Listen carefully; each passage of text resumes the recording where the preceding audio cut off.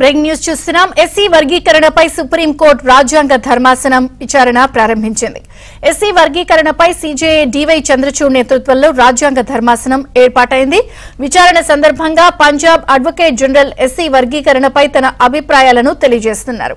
SC ST వర్గీకరణకు రాజ్యాంగం అనుమతి ఇస్తుందా లేదా అన్నది రాజ్యాంగ ధర్మాసనం తేల్చనుంది.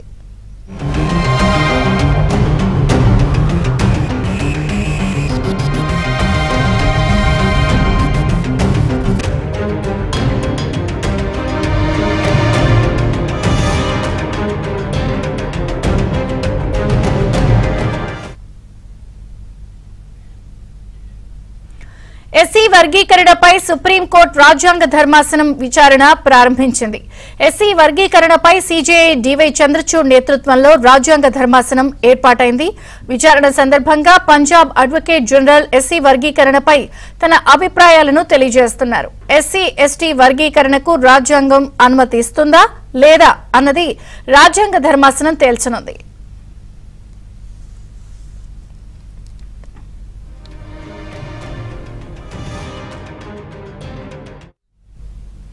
ఎస్సీ వర్గీకరణపై సుప్రీంకోర్టు రాజ్యాంగ ధర్మాసనం విచారణ ప్రారంభించింది. మరిన్ని వివరాలు ఢిల్లీ బ్యూరో చీఫ్ కృష్ణ అడిగి తెలుసుకుందాం. కృష్ణ, ఇది చంద్రిక ఎస్సీ వర్గీకరణ పైన రాజ్యాంగ ధర్మాసనం విచారణ ప్రారంభమైంది.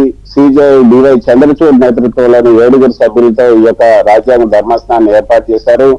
ఎస్సీ వర్గీకరణ దేశవ్యాప్తంగా ఎస్సీలో ఏదైతే ఉపకులాలు ఉన్నాయో ఆ ఉపకులాలకు కూడా ఈ యొక్క రిజర్వేషన్ ని అమలు చేయాలా లేదా అన్న దానిపైన ఇప్పుడు సుప్రీంకోర్టు రాజ్యాంగ ధర్మాసనం నిర్ణయించబోతుంది.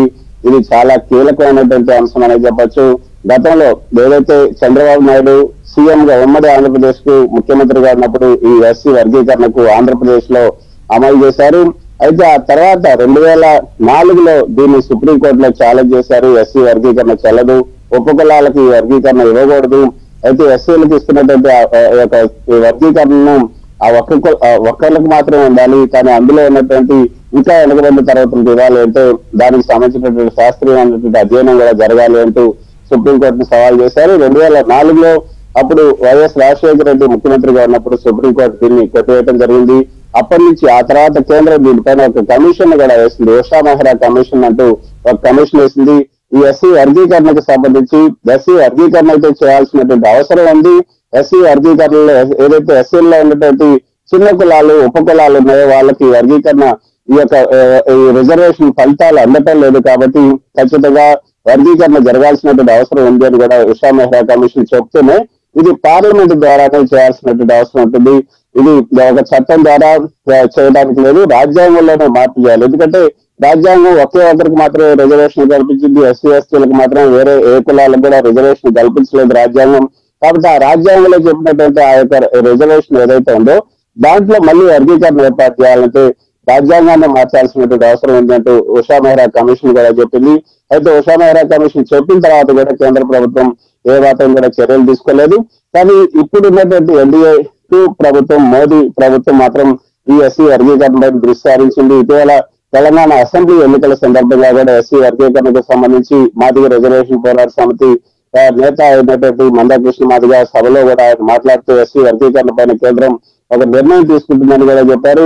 ఆ మేరకు ఒక కమిటీని కూడా ఏర్పాటు చేశారు. రాజీవ్ గౌబా కేంద్ర కేబినెట్ సెక్రటరీ అయినటువంటి రాజీవ్ గౌబా నేతృత్వంలో ఒక కమిటీని ఏర్పాటు చేశారు. ఆ కమిటీలో కేంద్ర హోంశాఖ, కేంద్ర గిరిజన శాఖతో పాటు మిగతా శాఖలకు సంబంధించినటువంటి కార్యదర్శులు కూడా ఏర్పాటు చేశారు. అతను ఉన్నత స్థాయి కమిటీ సమావేశం.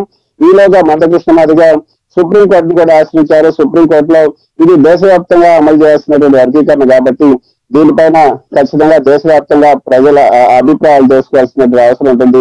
ఆయా రాష్ట్ర ప్రభుత్వాల అభిప్రాయాలకు దీన్ని రాజ్యాంగ ధర్మాసనానికి ఇవ్వటం జరిగింది. సో ఇప్పుడు ఆ రాజ్యాంగ ధర్మాసనం ఈ రోజు విచారణ జరుపుతుంది. సో అన్ని రాష్ట్రాల అభిప్రాయాలను కూడా తెలుసుకుంటుంది.